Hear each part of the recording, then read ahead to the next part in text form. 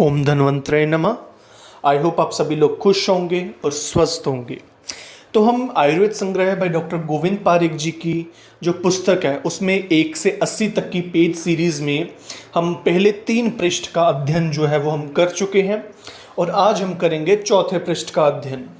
I hope पिछले जो 3 pages तक हमने पढ़ा था वो आपको समझ आया होगा और यदि क्वेरी रही होगी तो आप मुझसे कमेंट सेक्शन में अपनी क्वेरीज भी पूछ सकते हैं। तो चलिए हम अध्ययन करते हैं चौथे पेज का। तो चलिए चौथे पृष्ठ में हमारे पास सबसे पहले जो टॉपिक्स है, जो इनिशियली 4 टॉपिक्स है फ्रॉम वृद्धि टू अर्श, इसमें कुछ एडिशन करवाना है। सो ये जो विषय है ये हम करेंगे अपने नोट्स से। अपने नोट्स से मैं आपको थोड़ा इसको डिस्क्राइब करके करवाऊंगा ताकि जो एमसीक्यू पर्सपेक्टिव से जो पॉइंट्स छूटते हैं वो भी साथ में कवर हो जाए। तो चलिए चलते हैं नोट्स की तरफ। तो चलिए हमारे पास सबसे पहले टॉपिक आता है पृष्ठ 4 में। सबसे पहले है हमारे पास वृद्धि। अब वृद्धि के भेद आचार्य चरक ने 3 प्रकार की वृद्धि बतलाई है, ब्रध्न, मूत्र वृद्धि और मेदो वृद्धि।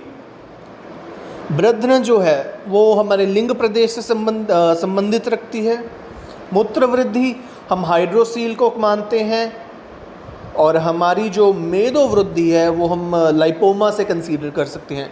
सो आचार्य चरक ने वृद्धि 3 प्रकार की मानी है और आचार्य सुश्रुत ने मानी है अगले स्टेप में ये 7 प्रकार की वृद्धि। तो ये 7 प्रकार की वृद्धि आचार्य सुश्रुत ने मानी है। ये प्रश्न इंपॉर्टेंट है, आचार्य चरक ने कितनी मानी है, आचार्य सुश्रुत ने कितनी मानी है। आचार्य सुश्रुत की 7 में से अब हमारे पास है वात, पित्त, श्लेष्म, शोणित, मेद, मूत्र, आंत्र। अब देखिए दोषानुसार वात, पित्त, श्लेष्म और शोणित ये तो वृद्धि दोषानुसार रहेगी। मेदो वृद्धि जो है वो लाइपोमा से कंसीडर्ड है।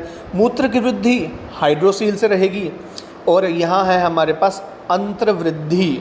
अंत्र वृद्धि हम अपने इंग्वाइनल रीजन के, स्पेसिफिकली इंग्वाइनल रीजन के हर्निया को, उसकी हर्निएशन को कहते हैं। सो अंतर वृद्धि होगी हमारी हर्निएशन। उसके बाद हमारे पास विषय आता है हमारा शलीपद। शलीपद को आचार्य चरक ने एक ही भेद माना है उसका, जबकि आचार्य सुश्रुत उसके 3 भेद मानते हैं और 3 भेद में यानी कि वात, पित्त और कफ मानते हैं। सिमिलरली आचार्य माधवकर और भैषज्य रत्नावली ये जो है शलीपद के वात, पित्त, कफ अनुसार 3 भेद मानते हैं। फिर हम अगले विषय पे आते हैं भगंदर। भगंदर जिसे फिशुला इन एनो हम कहते हैं। आचार्य चरक ने भगंदर का कोई भेद नहीं माना है और जबकि आचार्य सुश्रुत ने, जैसे कि हम जानते हैं कि ये सर्जरी शल्य प्रधान रोग है, इसीलिए उन्होंने इसका विस्तार वर्णन किया है। आचार्य सुश्रुत 5 प्रकार का भगंदर बतलाते हैं। हमारे पास है शतपोनक, उष्ट्रग्रीव, परिस्रावी, शंभुकावर्त, उन्मार्गी, रिस्पेक्टिवली दोषास रहेंगे। शतपोनक में वात, उष्ट्रग्रीव में पित्त, परिस्रावी में कफ, शंभुकावर्त में सन्निपात और उन्मार्गी में आगंतुक। देखिए शतपोनक यानी कि जिस प्रकार से छन्नी होती है, छन्नी समान रहेगा, तो उसका कोरिलेशन हम वात से कर सकते हैं। उष्ट्रग्रीव का हम पित्त से कर सकते हैं सॉरी, उष्ट्रग्रीव का हम पित्त से कर सकते हैं। उष्ट्र यानी ऊँट की ग्रीवा समान। ऊँट अब ज़्यादातर जो है वो डेजर्टेड एरिया में पाए जाते हैं, तो वहाँ पित्त रहेगा क्योंकि वहाँ गर्मी ज़्यादा है, तो पित्त रहेगा। सो उसका रिलेशन हम पित्त दोष से करेंगे। परिस्रावी, स्राव अधिक किस में होगा, जहाँ कफ दोष होगा, सो परिस्रावी हम भगंदर कहेंगे कफ दोष प्रधान को। शंभु का आवर्त सन्निपात से मानेंगे और उन्मार्गी यानी किसी आगंतुक हेतु से यदि भगंदर हो गया है उसे हम उन्मार्गी कहेंगे। सिमिलरली आचार्य वाग्भट की बात की जाए तो उन्होंने 5 भेद तो उपरोक्त माने ही माने हैं, 3 ऐड कर दिए हैं अलग से, द्विदोषज, तो वो हमारे कुल हो गए 8। तो सॉरी, उपरोक्त 5 तो रहेंगे, साथ में ऐड ऑन होगा परिक्षेपी जो कि रहेगा वात पित्त प्रधान, ऋचु जो कि रहेगा वात कफ प्रधान और अर्शो भगंदर जो कि रहेगा कफ पित्त प्रधान। सो देखिए अर्शो भगंदर है, यहाँ अर्श वर्ड आ रहा है तो इसका कन्फ्यूजन जरूर होगा, तो पूछा जाएगा। ये असर्शन एंड रीजनिंग वाले प्रश्न जो आते हैं, ये स्टेटमेंट की करेक्शन के रिगार्डिंग पूछा जाता है कि इज़ दिस स्टेटमेंट करेक्ट और नॉट, वहाँ आ जाएगा अर्शो भगंदर, क्या भगंदर का भेद है, हाँ या ना। तो उससे हमने कहना कि हाँ अर्श और भगंदर, एक भगंदर का भेद है, कफ पित्त प्रधान दोषज है ये। सिमिलरली अब हमारे पास आता है अर्श रोग। अर्श रोग में आचार्य चरक ने 2 प्रकार के अर्श माने हैं, या तो सहज और उत्तरकालज। सहज होगा कंजेनाइटल, उत्तरकालज जो आगे ज़िंदगी में होता है, उत्तरकाल में होता है, जन्म के बाद। और दूसरी प्रकार से भेद माना है शुष्क और आर्द्र, जिसमें ब्लीडिंग प्रेजेंट होती है, जिसमें ब्लीडिंग की प्रेजेंटेशन नहीं होती है। सो इस प्रकार से हमारे 2 भेद ये रहे। आचार्य सुश्रुत ने माने हैं हमारे 6 प्रकार अर्श के, वात पित्त कफ रक्त सन्निपात और सहज। इस प्रकार से 6 भेद होते हैं हमारे अर्श एज पर आचार्य सुश्रुता। सो अर्श के आचार्य चरक के कितने हैं, आचार्य सुश्रुत के कितने हैं, भगंदर का आचार्य सुश्रुत ने क्या बतलाया है, और स्पेसिफिकली आचार्य वाग्भट ने क्या क्या एडिशंस की हैं वो ज़रूरी है। दोष प्रधानता, शतकोणक किस दोष प्रधान है, उष्टग्रीव, परिस्रावी, शंभुकावर्त, उन्मार्गी, परिक्षेपी, ऋजु, अर्श और भगंदर कौन से दोष की प्रधानता है, ये भी इम्पोर्टेंट रहेगा। सो आपको याद रखना है इमेजिनेशन से। शतकोणक हम छन्नी से कोरिलेट कर सकते हैं, उष्टग्रीव हम उष्ट से ऊट से कर सकते हैं, परिस्रावी उसमें स्राव है तो कफ रहेगा, उन्मार्गी शंभुकावर्त वो सन्निपात और आगंतुक तो है ही हैं। तो इस प्रकार से हमारा ये कंसेप्ट रहेगा जो कि हमें याद रखना है।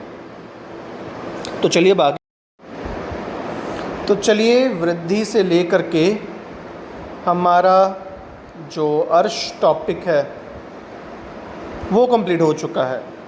अब उसके बाद बारी आती है हमारे अर्श के दुष्यों की, कि अर्श रोग में कौन कौन से दुष्य इन्वॉल्व्ड हैं।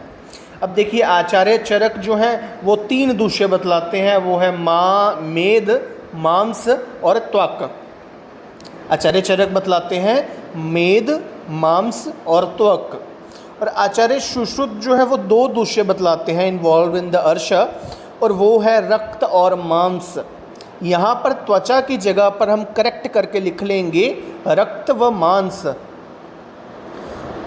अर्श के दुष्य हैं रक्त व मांस बाय आचार्य सुश्रुत, और मेद, मांस और त्वक बाय आचार्य चरक। सो त्वक और मेद अलग से माना है आचार्य चरक ने। तो इस प्रकार का प्रश्न आ जाए कि मेद और त्वक किसने माना है, तो वहाँ आचार्य चरक का नाम आएगा, और आचार्य सुश्रुत ने क्या माना है वो आएगा रक्त और मांस। अब देखिए हमारे पास अगला है पांडु के भेद। पांडु यानी अनेमिया। आचार्य चरक जो है वो पांडु के मानते हैं 5 भेद, वातज, पित्तज, श्लेष्मज, सन्निपातज और मृतिका भक्षणजन्य पांडु। इस प्रकार से पंचविध पांडु हुए आचार्य चरक मतानुसार। फिर आचार्य सुश्रुत मतानुसार हमारे हुए 4 प्रकार के पांडु हैं, वात पित्त कफ सन्निपात। और आचार्य सुश्रुत ने जो है वो यहाँ पानकी, लाघरक और अलसाख्य ये पांडु के पर्याय माने हैं आचार्य सुश्रुत ने। उसके पश्चात जो है वो आचार्य माधवकर ने आचार्य चरकोक्त 5 भेद माने हैं, वात पित्त श्लेष्म सन्निपात और मृतिका भक्षणजन्य, यानी कि मिट्टी खाने से जो पांडु होता है उसे मृतिका भक्षणजन्य पांडु कहते हैं। और सबसे ज़्यादा अंत में आते हैं आचार्य हारीत। आचार्य हारीत ने 8 प्रकार के जो पांडु माने हैं, और उन 8 प्रकारों में आचार्य चरकोक्त 5 तो हैं ही हैं, उसी के साथ साथ 2 कामला के भेद यानी कि इसमें पानकी और लाघरक आ जाएंगे, और साथ ही साथ एक 8वां भेद आएगा वो हलीमक है। सो यदि पूछा जाए कि हलीमक पांडु का भेद किसने माना है, वो आचार्य हारीत से आएगा। आचार्य ह से जो आचार्य हारीत है और ह से ही हलीमक रहेगा। फिर बात आती है आचार्य काश्यप ने भी जो 8 प्रकार के माने हैं, 8 प्रकार के पांडु माने हैं आचार्य काश्यप ने भी। उसके बाद अब हमारे पास आता है कामला के दुष्य। पहले हमने पढ़े थे अर्श के दुष्य, अब हम पढ़ेंगे कामला के दुष्य। आचार्य चरक ने रक्त मांस माना है कामला के दुष्य में, उन्होंने त्वचा नहीं माना। यहाँ पे हम करेक्ट कर लेंगे, इसे डिलीट कर देंगे, और रक्त और मांस आएगा कामला के दुष्य एज पर आचार्य चरक। आचार्य सुश्रुत ने केवल रक्त को दुष्य माना है कामला का। तो यदि प्रश्न आ जाए कि केवल रक्त को दुष्य किसने माना है, वो आचार्य सुश्रुत आएगा। रक्त के साथ मांस है तो आचार्य चरक का मत। फिर हमारे पास नेक्स्ट आता है हिक्का के भेद। इम्पॉर्टेंट कंसेप्ट है ये हमारा। हिक्का के भेद की बात की जाए तो आचार्य चरक ने भी 5 माने हैं, आचार्य सुश्रुत ने भी 5 माने हैं, दोनों ने 5-5 माने हैं। यहाँ संख्यात्मक प्रश्न नहीं बनेगा क्योंकि ये सभी को पता है। प्रश्न बनेगा इनके भेदों के ऊपर। अब देखिए, आचार्य चरक ने माने हैं 5, महाहिक्का, व्यपेता, अन्नजा, क्षुद्रा और गंभीरा। यहाँ तक ठीक है। प्रश्न बनने के चांसेस कहाँ बनते हैं ज़्यादा कि आचार्य सुश्रुत ने आचार्य चरकोक्त व्यपेता के स्थान पर यमला माना है। दिस यमला, आचार्य सुश्रुत ने आचार्य चरकोक्त जो व्यपेता है ऊपर बतलाई गई व्यपेता के स्थान पर यमला माना है। सो इस प्रकार से ये आ जाएगा। तो यदि पूछा जाए यमला, यमला हिक्का यानी कि यमल युग्म में आती है, 2-2 इकट्ठी करके आती है, वो यमला हिक्का है और वो व्यपेता के स्थान पर मानी गई है। सो उसके बाद हमारे अतिसार के भेद। देखिए, अतिसार के भेद की बात की जाए तो आचार्य चरक ने 6 प्रकार के अतिसार माने हैं। सभी ने 6-6 प्रकार के अतिसार माने हैं। केवल आचार्य शारंगधर है जिन्होंने 7 प्रकार के अतिसार माने हैं। यहाँ 7 आएगा। आचार्य शारंगधर ने 7 प्रकार के अतिसार माने हैं, बाकी सभी ने 6-6। तो यदि संख्यात्मक प्रश्न अतिसार से आए, केवल यही आएगा कि आचार्य शारंगधर ने कितने प्रकार के माने, तो वहाँ 7 है। उससे भी ज़्यादा इम्पॉर्टेंट क्या चीज़ है, आचार्य चरक ने माना है वात पित्त श्लेष्म सन्निपात, भयज और शोकज, ये 2 माने हैं। ठीक है, ये दोनों हैं हमारे, भयज और शोकज रहेंगे बीच में। और उसके बाद आचार्य सुश्रुत ने क्या चेंज किया है, आचार्य चरक का जो भयज है, भयज के स्थान पर उन्होंने आमज अतिसार माना है। आचार्य चरक ने क्या स्पेसिफिकली माना है, भयज और शोकज। जब आचार्य सुश्रुत की बात की जाए तो उन्होंने भयज के स्थान पर जो है आमज अतिसार माना है। आचार्य वाग्भट का मत तकरीबन आचार्य सुश्रुत के मत अनुसार ही होता है, पर यहाँ इस केस में आचार्य चरकोक्त मत है, तो यहाँ भयज और शोकज आ जाएगा एज पर आचार्य चरक और आचार्य वाग्भट। भयज के स्थान पर आमज अतिसार किसने माना है, वो आचार्य सुश्रुत और आचार्य माधवकर के मत से। ठीक है, अब आचार्य शारंगधर ने 7 प्रकार के अतिसार माने हैं, तो वो 7 कौन कौन से हैं वो मैं अपने नोट्स से आपको बतलाता हूँ। नोट्स की तरफ चलते हैं, चलिए। आचार्य शारंगधर ने अतिसार के 7 भेद माने हैं। 7 कौन कौन से भेद हैं आचार्य शारंगधर मत अनुसार, चलिए जानते हैं। अतिसार 7 प्रकार के हैं, पृथक पृथक दोषों से 3, एक एक दोष से सभी, और शोक, आम और भय से एक एक। सो क्या आएगा, वात अतिसार, पित्त अतिसार, कफ अतिसार, त्रिदोष या सन्निपात अतिसार, शोक अतिसार, आम अतिसार एवं भय अतिसार। सो ये रहे 7 प्रकार अतिसार। So after knowing about our विसर्ग, लेट्स टॉक अबाउट तृष्णा। तृष्णा हमारे पास जो है आचार्य चरक ने तृष्णा मानी है 5 प्रकार की और आचार्य सुश्रुत ने मानी है 7 प्रकार की। आचार्य चरक ने माना है वातज, पित्तज, आमज, कफज नहीं माना। कफज तृष्णा आचार्य चरक ने नहीं मानी, इस बात का हम ध्यान रखेंगे। फिर यहाँ आमज तृष्णा आ जाती है, उपसर्गज तृष्णा और क्षयज तृष्णा। आचार्य सुश्रुत ने क्या ऐड ऑन किया है, आचार्य सुश्रुत के मतानुसार वात पित्त तो ही है, श्लेष्मज ऐड कर दिया साथ में, यहाँ श्लेष्मज ऐड कर दिया है, फिर आमज है और क्षतज नया ऐड कर दिया है, और उपसर्गज नहीं माना है। उपसर्गज के नाम पर हमें भक्त निमित्तज यानी भक्त यानी भूख से जो तृष्णा उत्पन्न हो वो है। सो इस प्रकार से जो है वो नई ऐड हुई है, श्लेष्मज और क्षतज, और उपसर्ग नहीं मानकर भक्त निमित्तज मानी है। सो इस प्रकार से हमारे पास रहेगा ये तृष्णा के भेद।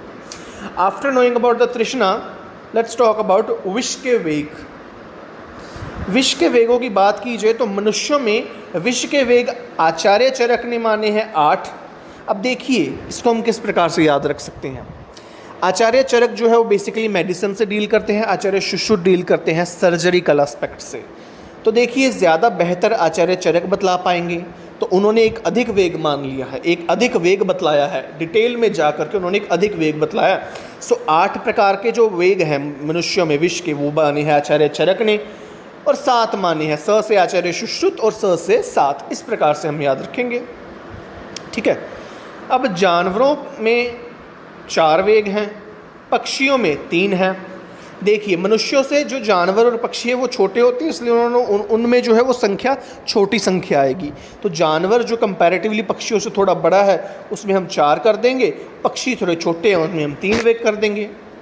सो इस प्रकार से हमारा ये चौथा पृष्ठ जो है वो संपन्न हुआ, इसका अध्ययन संपन्न हुआ।